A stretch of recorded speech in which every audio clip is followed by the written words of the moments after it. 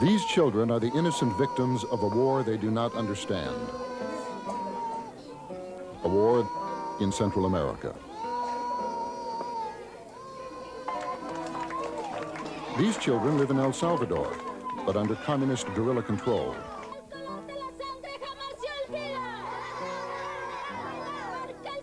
These young children are being politically indoctrinated to hate Americans they've never met, living in fear. These children live in a refugee camp in El Salvador, having fled from communist terrorist destruction. Communist terrorism also has forced millions of Latin Americans to flee from their homelands and to seek peace, jobs, and economic stability in the United States. This is their story, the story of communist expansion into Central America and the Caribbean. Expansionism which today is causing a crisis in the Americas. In parts of Central America, children and their parents are being killed every day with weapons purchased through the sale of narcotics. Drugs grown in South America, then sold in the United States, with the profits returning to Central America in the form of guns for terrorists. These drugs are sold on street corners and in school parking lots all across the United States, mainly by American youths. These youngsters don't know that some of the money they pay to support an illegal narcotic habit eventually finds its way back to Central America, with American dollars being used to buy bullets. Bullets which killed and wounded these young Salvadoran soldiers. In Nicaragua, top Sandinista leaders operate and protect a full-scale narcotic supply network leading directly into the United States. Today, Cuba even provides safe passage for drug traffickers who poison our children. In return, of course, Cuba gets hard cash to buy more weapons of war. United States intelligence sources recently documented the drug trail leading from Colombia to Cuba or Nicaragua, to the United States, and back to Cuba and Nicaragua in the form of used American weapons. Some of them M16 rifles left behind years ago in Vietnam, and some are communist Eastern Bloc weapons. Nicaragua is supporting both the drug and weapon exchanges, says U.S. Senator Paula Hawkins.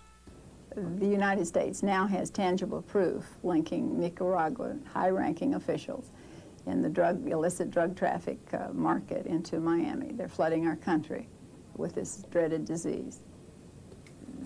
These are a few of the many photographs we have proving tangible evidence that the Nicaraguan government is actively involved in illicit drug trafficking. This is a photograph of the Los Brazilias airport. It is a military airport just outside Managua.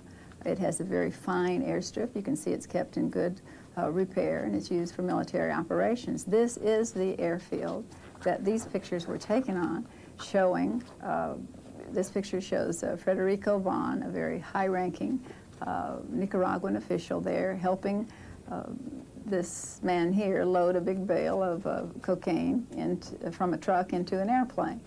Nicaraguan soldier right here in full uniform, has the hat. I mean, it's rather startling to see a uniformed soldier along with an official. This man is a #2 man to the Minister of Interior. That's why they were allowed to use the airfield, which is most unusual. Here we have another picture of Pablo Escobar here loading, who is #1 narcotics trafficker in the world when it comes to cocaine. He's a Colombian senator. Now he's on the same military airstrip loading cocaine into the airport. This is another Nicaraguan official, and this is the truck from which they're loading it. We declassified these pictures to prove once and for all that there's tangible evidence we can show, prove to the American public, prove to the world that Nicaragua is involved in an insidious plot to cripple our youth in America. Recently, the United States government began using military aircraft and naval vessels to help intercept both drugs and weapons en route to and from Central America.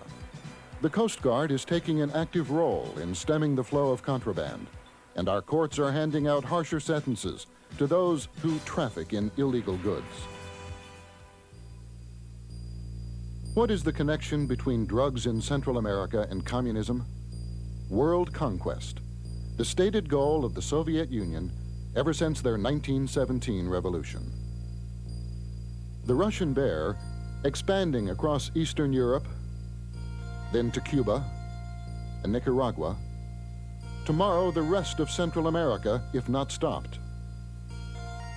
Most Americans thought they had little to fear from communist expansionism until 1959, when communism crossed oceans and landed in Cuba, despite warnings from a procession of American presidents who said such expansionism must never be tolerated here.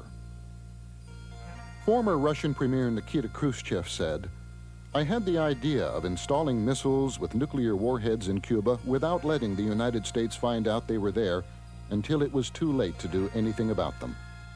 Khrushchev almost succeeded. President John Kennedy went eyeball to eyeball against him, and the big red leader blinked. The missiles and bombers went, but Fidel Castro stayed, and so did the communist foothold in Latin America. Few Americans saw the danger signals as Fidel Castro raised and armed a generation of Cuban youngsters on anti-American, pro-communist rhetoric. Now the rhetoric has become reality. Communist Cuba now poses a threat to United States supply lines flowing through the Caribbean in times of peace and war. The Soviets have stepped up their development of Cuba as a forward base for strategic air and sea power. Today, Russia and her allies pour more than $4 billion a year in economic support into Cuba, 25% of the island's gross national product. Castro's so-called defensive army now exceeds more than 1 million soldiers, 40,000 of them in Africa, thousands of so-called defensive missiles, hundreds of jet fighters, tanks, artillery pieces, and high-speed missile-carrying patrol boats, all supported by a growing Soviet military and naval presence, which now even includes Bear bombers and submarines. It is interesting to note that during the early 1940s, a handful of European-based Nazi submarines sank more American ships in the Caribbean than in the entire Atlantic Ocean. It's quite apparent to me that most Americans understand very clearly the importance of NATO. What is perhaps less clearly understood is the fact that any destabilization or threat to this area would have serious, if not fatal, effects on our strategic position with NATO in Europe.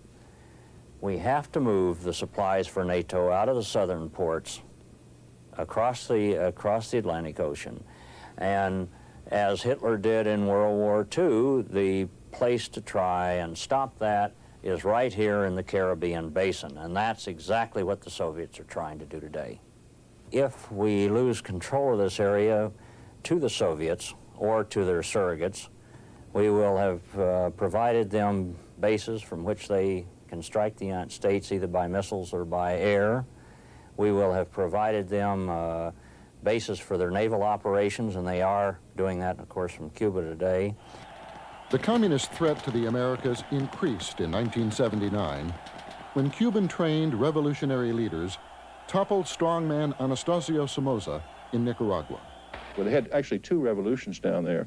The first revolution were well-meaning people, the businessmen, the educational leaders, the press, and others who came together to get rid of Somoza. The second revolution is when the Sandinistas, who were Marxist-Leninists, took over and had a revolution, a counter-revolution against the people that put them in.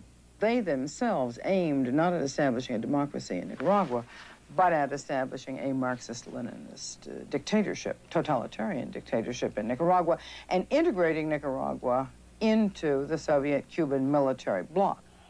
It wasn't long before examples of broken dreams became evident to Nicaraguans. Democratic-style elections were promised and then denied. Strict censorship was imposed on the media. Trade unions were eliminated. And the streets of Managua were populated by communists from the Soviet Union, Cuba, East Germany, North Korea, Hungary, Poland, and Czechoslovakia. Even Libya and the PLO sent representatives to liberated Nicaragua.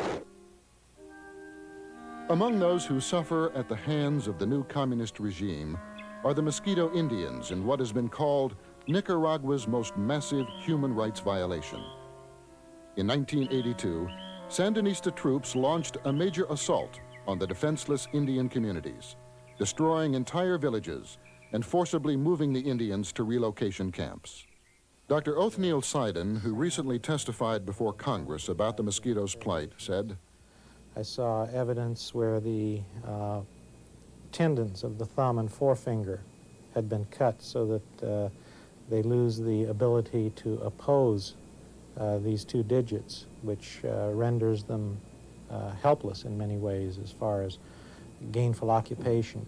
I saw evidence of Achilles tendons cut, the tendons behind the knees cut, so that these people could not walk easily, certainly could not run, and probably done so that they could not escape from either the country or jails or internment camps. Recently, Nicaragua's new leaders have tried to discredit the Catholic Church. The Church has openly opposed the Sandinista regime. Their differences are humanitarian and philosophical, according to Humberto Belli, a former Sandinista leader. Christianity thinks that the salvation of the world and of individual depends on Jesus Christ, of people meeting him, finding him. Marxism believes that the salvation of the world depends on Marxist revolution, abolishing private enterprise. However, when you analyze you see the circumstances of Nicaragua, you find that the poor people are massively backing the archbishop and the hierarchy of the church. In less than 5 years, the Sandinistas have built the largest and best equipped military force in Central America. Nearly 50,000 troops on active duty, with another 50,000 reservists trained and ready for quick mobilization, according to recent reports. Nicaragua has built the longest runways in all Central America, with concrete so thick that the heaviest Soviet bombers can use them, including backfire and bear bombers. In addition, nearly 10,000 Cubans are in Nicaragua, working with communists from at least 7 other nations. The Soviets alone have over 100 military advisors in Nicaragua, and many more military advisors in Latin America than does the United States. The Soviet Union also supports Nicaraguan-based communist terrorists who are trying to undermine El Salvador's democracy. Other terrorists, who call themselves revolutionary guerrillas, are openly trying to disrupt social and economic life throughout Central America. In sharp contrast, El Salvador is a good example of democracy in action. Former Salvadoran ambassador to the United States, Ernesto Rivas Gallant, compares his country with Nicaragua. There were 2 revolutions in Central America in 1979. Both revolutions made the same commitments and the same promises to its people. We in El Salvador have kept our promises and our commitments. The revolution in Nicaragua hasn't. We have had 3 elections since 1982. We are involved in a democratic process. Nicaragua is involved in a Marxist-Leninist process. That's quite a lot of room for argument in favor of our revolution and against the Marxist revolution in Central America. In May 1984, 80% of the Salvadoran electorate went to the voting booths in record numbers. They elected Jose Napoleon Duarte as their new president. Despite threats of terrorist reprisals, these Salvadoran voters in communist-infested San Miguel overwhelmingly demonstrated their desire for democracy. How extensive is communist involvement in El Salvador? This happens to be a Soviet-made RPG-2 or bloc-made, communist-made RPG-2, a Russian hand grenade, and a North Korean-made booster charge to launch the anti-tank rocket. These were all captured here. There are other kinds of material of this sort, an RPG-7, which is a later version of the RPG-2, which have been captured here, a Soviet-made rocket launcher. So some of those things are clear. In my judgment, President Duarte of El Salvador is exactly right when he castigates Nicaragua for its role in fostering political violence in El Salvador. The guerrilla front is ludicrous in insisting that it gets no ordnance from abroad. External support for the guerrillas continues to be a mainstay of the guerrillas. With limited American aid, the Salvadoran Air Force has been a key factor in turning back communist-inspired terrorism. And we have demonstrated how, with the little we do have, we have been able to subdue all those actions that in the past have been successful by the guerrillas. We have proven that by mobilizing our troops, the guerrillas have seen themselves in failure. Their efforts have failed. If we had a larger number of helicopters, we could transport a larger number of troops, infantry, and therefore subdue the guerrillas' efforts even more in the future. During the past 4 years, the United States has responded by sending a comparatively low level of military and economic aid to help support El Salvador. The aid has helped to replace war-torn bridges and public utilities, tend to the wounded and ill, feed the refugees, and even save the lives of the young men and women who defend their country. In sharp contrast, the guerrilla terrorists must depend on Nicaragua and Cuba for supplies. They even resort to kidnapping thousands of young Salvadorans to fill out their meager ranks. Many young people, boys and girls, have been kidnapped by the guerrillas, taken by force. The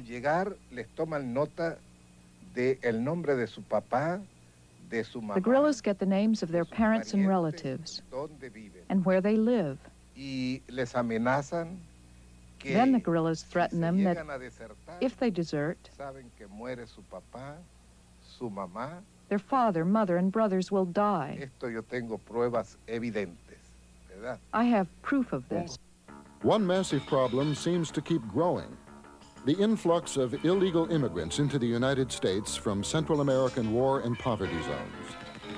Each time a Central American country comes under siege, a new influx of refugees walk through Mexico and across our defenseless borders. We know that we apprehend over 1 million a year. We don't know how many are getting past the Border Patrol.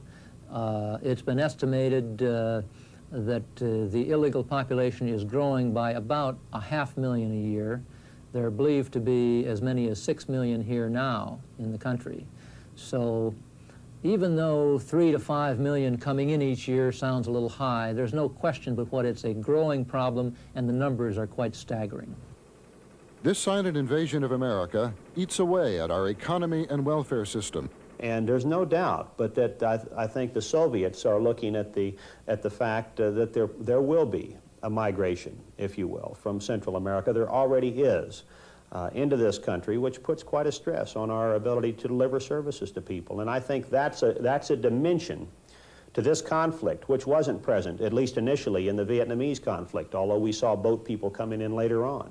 And it's something we have to look at.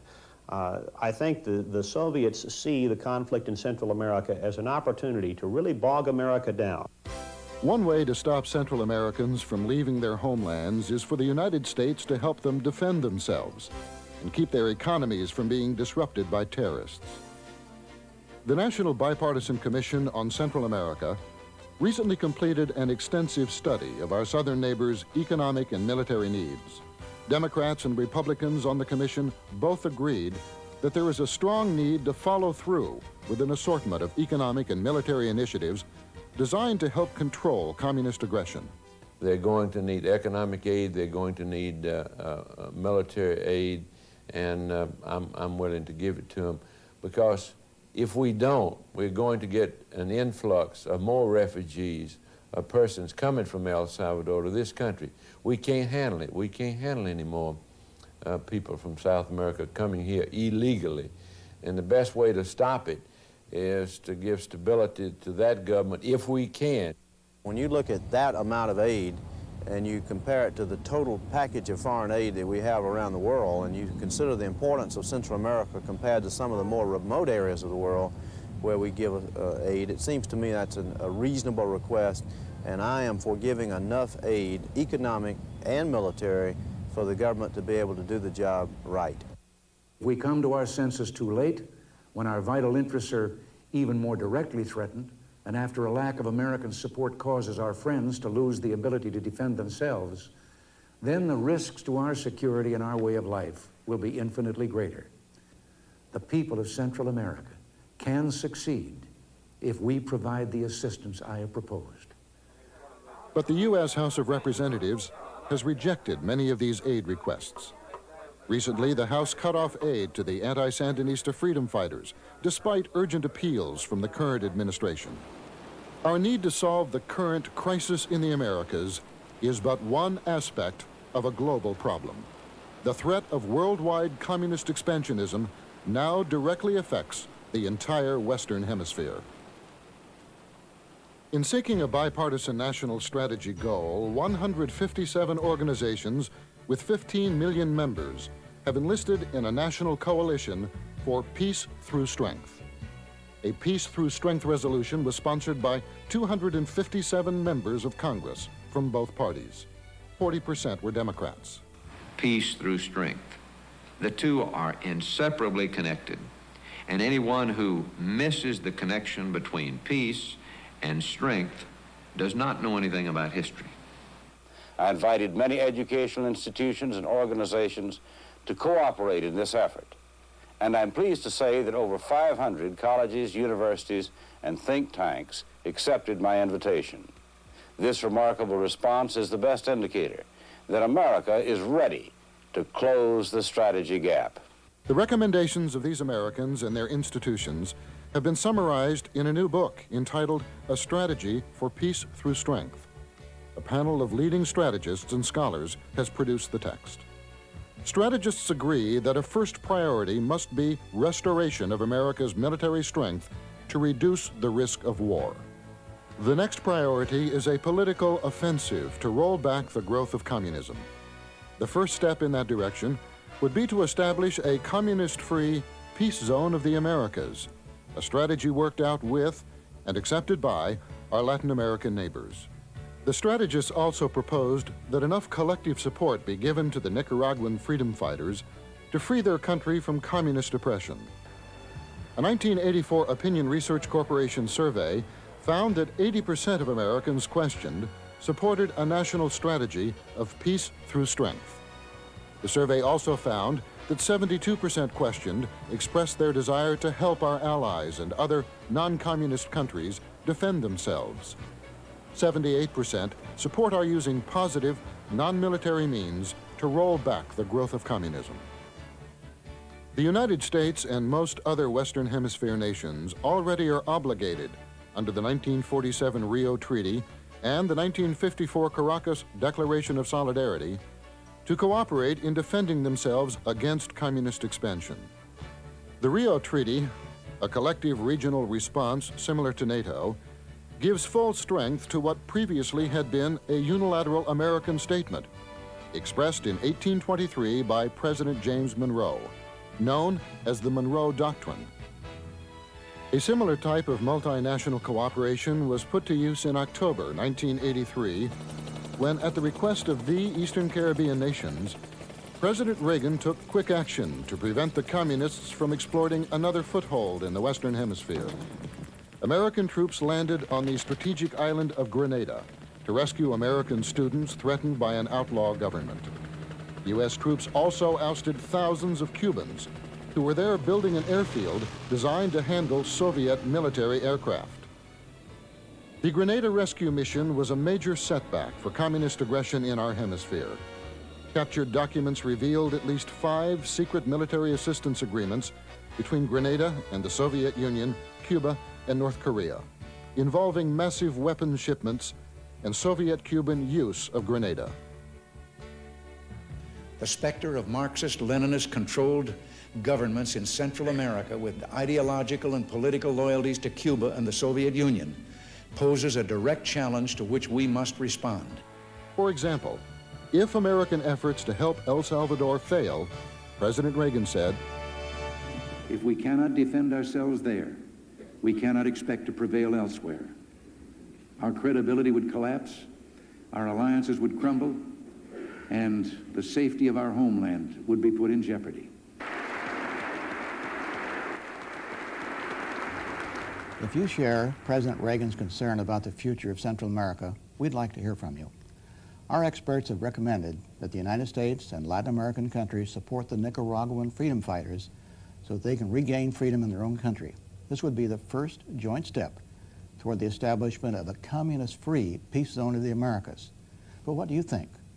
Let us know by writing Freedom Pole, Boston, Virginia, and we'll let President Reagan and the Congress know where you stand.